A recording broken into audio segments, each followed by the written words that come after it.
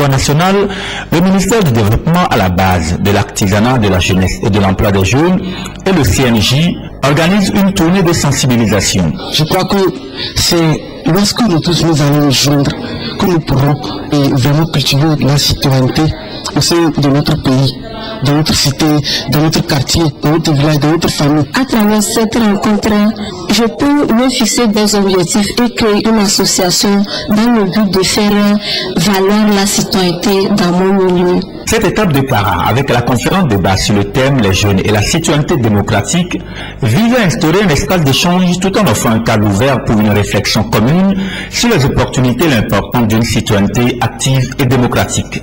Nous avons fait le constat selon lequel les jeunes du Togo ces dernières années ont perdu les valeurs citoyennes. Par exemple, le respect des biens publics, le respect de l'autorité, le respect d'eux-mêmes. Donc, nous voulons ramener chez les jeunes ces valeurs qui feront d'eux des citoyens dignes de construire la nation dans les années à venir. Cette tournée est aussi une véritable opportunité pour le Bureau national du Conseil national de la jeunesse de non seulement conscientiser les jeunes, mais aussi de les informer sur les amendements apportés au texte régissant le fonctionnement de cette structure. Cette occasion permettra aux jeunes qui sont là, encore une fois, de faire un peu l'inventaire des actes qu'ils posent et de voir comment ils pourront justement améliorer leurs connaissances et leur savoir-faire pour que désormais le sens de responsabilité et le civisme qu'on recherche chez les jeunes puissent être traduits dans les comportements de chaque jour en vue de contribuer au développement de nos communautés et au développement du pays. Au sortir de cette tournée, près de 2500 jeunes issus des différentes associations du milieu estudiantin et autres organisations locales sont concentrés sur leurs responsabilités et leur rôle dans la consolidation de la démocratie de l'État. Le 27 juin à Thiévé dans la région maritime, cette tournée de sensibilisation s'achève ce 5 juillet avec l'étape de Dapaon. Nous restons à Kara pour parler éducation. Dans ce journal, les épreuves écrites du baccalauréat deuxième partie ont pris fin sur toute l'étendue du territoire national ce vendredi. À Kara, ils sont 6166 candidats à composer pour ces examens. À la fin des épreuves, dans quel état d'esprit se trouvent-ils? Quelles sont leurs appréhensions? Alfred Médissa leur a posé toutes ces questions. Ugatipo pour le commentaire.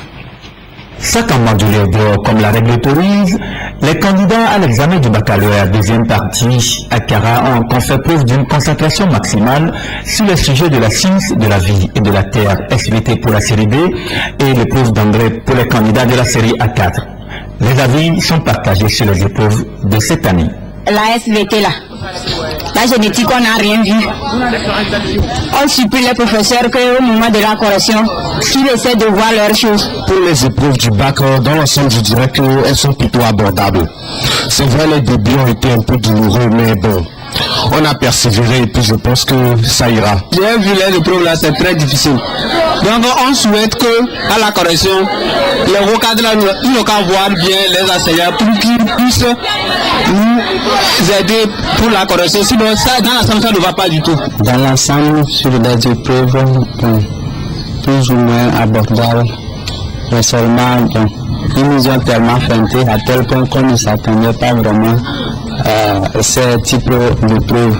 Pour ces examens, je pense que vraiment les épreuves ont été pas vraiment faciles pour nous.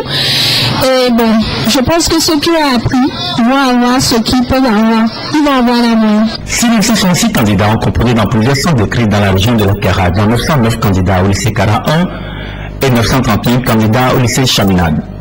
Au niveau des enseignants, l'on préfère s'attarder sur le bon déroulement des examens et rappeler aux parents le bien fondé d'encourager les enfants à emprunter les séries scientifiques. Je crois que nous n'allons pas faire le commentaire de ce que pensent les enfants sur la difficulté des épreuves. Bon, c'est mitigé.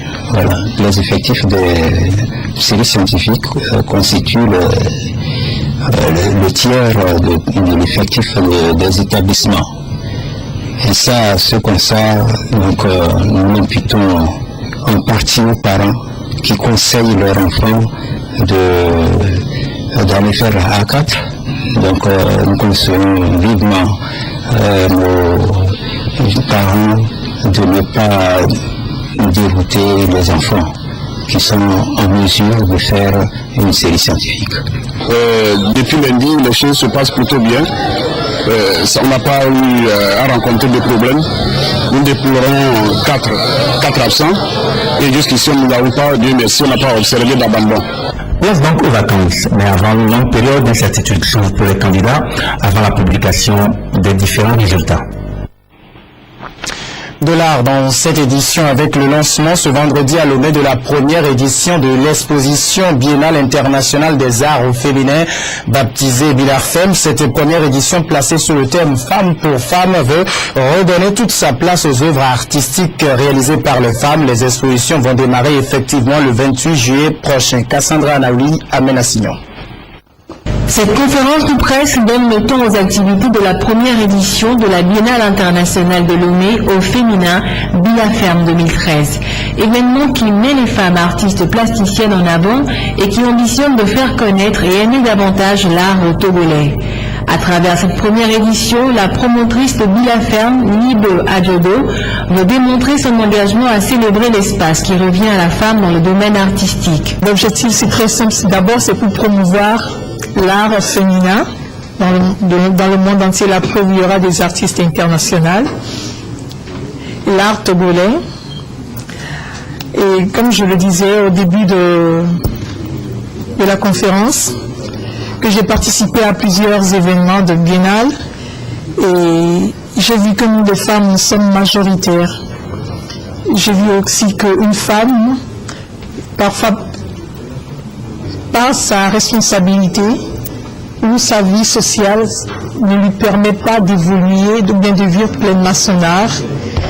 Et c'est une façon d'encourager nos sœurs qui ressentent ce désir de créer, de les amener à être déterminées, à vivre pleinement cet appel. Femme pour femme, c'est le thème de cette première édition. Une édition qui lance un appel à la gente féminine à s'intéresser à l'art. Pour cette première édition, il y aura seulement 5 femmes qui viendront des États-Unis, que j'ai dit tout à l'heure, Martha Jackson, de la Chine, Li Wei, de l'Allemagne, Takwe, de Nigeria, Juliette Zewa. Durant la manifestation, durant cet événement, il y aura un workshop pour les artistes femmes en herbe. L'accent sera mis sur la peinture, la sculpture et le design. Bilaferme 2013 va se dérouler du 28 au 31 juillet prochain. Exposition, table ronde, workshop seront au menu. L'actualité à l'étranger pour poursuivre ce journal. En Égypte, les pro-Morsi avaient baptisé cette journée le vendredi de la colère. Ils avaient promis descendre par milliers dans les rues pour protester contre la destitution du président Mohamed Morsi. Promesse tenue, les manifestations ont tourné à l'affrontement entre pro et anti-Morsi. On parle de 3 morts, mais une manifestation aussi gigantesque qui n'a pas empêché le pouvoir de dissoudre l'Assemblée dominée par les islamistes. Ce vendredi, les pro-Morsi ont tenu leur promesse de venir manifester en masse. Pour eux, ce jour doit être plus qu'un jour de prière. Ce vendredi doit être le vendredi du refus. 2 jours après le coup militaire qui a renversé le président islamiste Mohamed Morsi, des milliers d'Égyptiens se sont rassemblés au Caire, certains depuis la nuit, pour contester cette destitution au nom d'un front national de défense et de la légitimité. Nous sommes venus ici croyant en Dieu, et je peux vous dire quelque chose. Nous venons de toute l'Égypte avec un seul objectif, ramener le président démocratiquement élu au palais présidentiel. Après le départ de l'ex-Raïs, plusieurs arrestations ont suivi dans les rangs des frères musulmans, dont le guide suprême Mohamed Badié. Ce vendredi, Adli Mansour, le président par intérim nommé par l'armée, a changé de chef de renseignement et l'Assemblée, jusqu'ici dominée par les islamistes, vient d'être dissoute. Un coup d'État en apparence, mais les dirigeants de l'opposition préfèrent parler d'un soulèvement populaire. En ce qui concerne l'ex-président Morsi, sa déposition était une demande du peuple qui a fait la révolution du 30 juin. Les partisans pierrots des frères musulmans ont beau marteler vouloir manifester pacifiquement, des tirs entre l'armée et des pro-Morsi ont fait au moins 3 morts. Dans la zone du Sinaï, des islamistes ont attaqué plusieurs bases militaires et de la police. Un soldat a été tué, 2 autres ont été blessés. En France, Nicolas Sarkozy pourrait signer son retour plus vite que prévu au devant de la scène politique. En tout cas, pour le moment, l'ancien président a démissionné du Conseil constitutionnel, ce même conseil qui a invalidé une partie de ses dépenses de campagne en 2012. Ce serait le manque à gagner pour le parti de l'ancien président serait chiffré à plus de 10 millions d'euros. Le parti a lancé un appel de fonds à ses militants. L'heure de la riposte a sonné. Nicolas Sarkozy quitte son domicile, direction ses bureaux, rue des Miroménil. Quelques minutes après son arrivée, c'est au tour de l'avocat de l'UMP, puis de Jean-François Copé, le président du parti, de faire son entrée. Ils tiennent une réunion de crise. À la sortie, Jean-François Copé se montre peu bavard. La réunion ce matin, on a fait le point sur la situation. Voilà. Un peu plus tôt, c'est sur Internet que l'ancien président a choisi de s'exprimer pour dénoncer la décision du Conseil constitutionnel. Il estime la situation inédite. Il demande aux Français de l'aider en faisant un don à l'UMP comme lui s'apprête à le faire. Une décision qui passe mal aussi pour les proches de Nicolas Sarkozy. On parle de la réunion de Toulon, faite en septembre, c'est-à-dire 6 mois plus tôt. Et on réintègre ça parce qu'on y voit un acte politique. C'est l'acte d'un président qui communique. Réintégrer ça, ça veut dire quoi? Ça veut dire qu'on crée une jurisprudence qui fait que finalement un candidat qui sera candidat à sa succession ne pourra plus s'exprimer librement durant la dernière année de son quinquennat. Pour l'UMP, la situation devient alarmante. Le parti est privé de près de 11 millions d'euros. Il voit ses comptes plongés dans le rouge. Ce matin, devant le siège du parti, les réactions sont mitigées. Est-ce que vous seriez prête à donner de l'argent à l'UMP pour sauver le parti? Peut-être bien, oui.